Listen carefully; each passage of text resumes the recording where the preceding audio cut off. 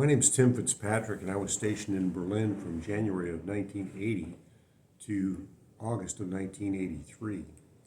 And I wanted to tell you about some of my experiences, and I think the most important one was with people, both within the units and within the relationship between Berliners and the Americans. I think having gone to Berlin in 1970 as a high school student, making my decision to join the Army there because of the disparity between communism and freedom, which was very clear.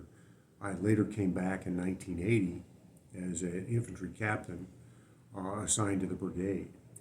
And I think as far as people, nothing exemplifies a relationship more than perhaps Frau Ilse Glass, I believe was her full name. Four-Ring Annie is what we called her. And she lived across from the barracks, across the Four-Ring, in the little garden plots where she had lived since the end of World War II, when she was rescued by some of our soldiers. And because of that, she adopted us as her family.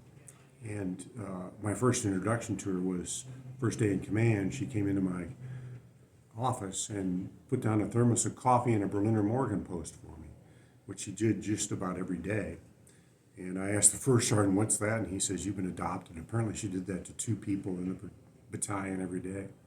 And she attended all of our events, all of our parades, was out there when we were on alert, giving out coffee. Great lady, but it was really emblematic of a strong relationship between the Americans and the Berliners all over Berlin, and even in East Berlin when they'd greet you. The second was very impactful on me. In November of 1980, I was on duty in the basement of the Berlin Brigade headquarters and got the word that there was shooting in the French sector. And I could only report and let the chain of command know about it, but it was far from routine. Apparently, 3 or 4 people tried to get across on a makeshift ladder, and one was a young female named Marionetta Cherkowski. And she was with her boyfriend, who was last over, and tried to help her across the wall when she was machine gunned. And that too exemplified what the communists meant to the people of Berlin.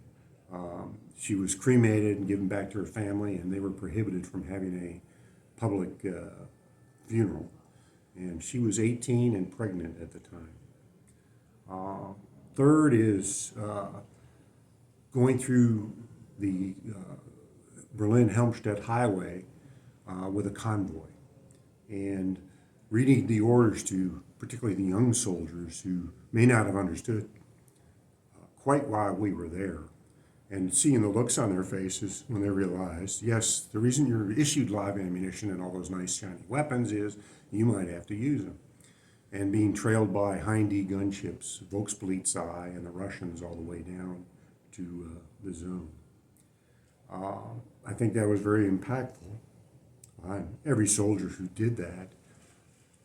And I think the soldiers' attitude and the way they prepared their vehicles and their uniforms, often without direction, exemplified their sense of duty to that mission. And then, of course, in Berlin, our twins were born. So wir haben zwei Berliners as our souvenirs from Berlin. We have 2 jelly donuts out of that.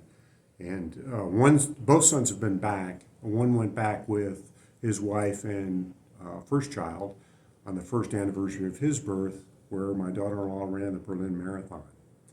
So I think the relationship that I built with Berliners and the relationship with the U.S. and Berlin is still strong. And I saw that in our May 19 Welcome Home program with the Checkpoint Charlie Foundation, where I was able to attend the ceremonies for the 70th anniversary of the end of the Berlin airlift and meet Gail Halverson, but also seen well over 100,000 people. I don't know how many were out at Tempelhof for that ceremony.